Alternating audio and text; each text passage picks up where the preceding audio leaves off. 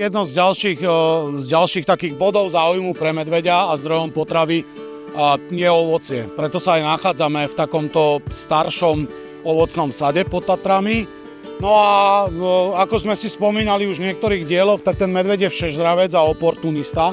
A napriek tomu, že to ovocie nemá vlastne až tak veľa kalórií ako napríklad ten med, tak napríklad v takomto sade dokáže ten medveď to ovocia jesť obrovské množstva. A to je práve tiež dôležité pre to štádium hyperfágie. Hyperfágia znamená to, že medveď má pred zimným spánkom zvýšenú chuť do jedla a potrebuje nabrať veľmi veľa kalórií.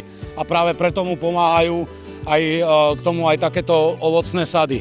Väčšinou sa to deje, keď sa v oblasti niekde napríklad pokosí kukurica, kde sa tie medvede napchávajú kukuricou, tak sa potom ešte rozbehnú buď ľuďom do záhrad alebo do takýchto ovocných sadov, kde konzumujú to dozrievajúce ovocie.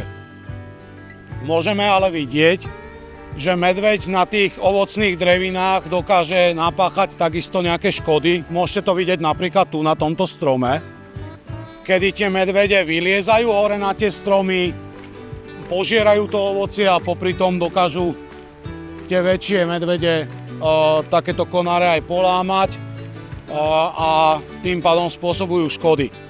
Ovocné dreviny ale tiež spadajú pod to, že ak medveď alebo chránený živočík na nich spôsobí takéto škody, tak to následne potom štát prepláca.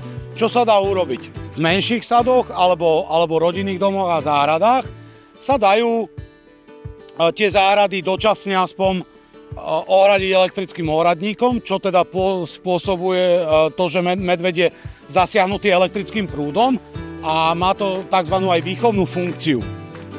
Znamená to, že ten medveď, keď dostane ten zásah, tak si to zapamätá a na to miesto už spravidla prestáva chodiť. A potom je ešte jeden taký spôsob a to je úplne jednoduchý a funkčný. To znamená, že to ovocie sa z tých stromov čo najskôr oberie a tým pádom tam vlastne nepadá, dole nehnie a už tam nie je nič, čo by toho medveďa mohlo zaujímať a na takéto miesta prestane rýchlo chodiť.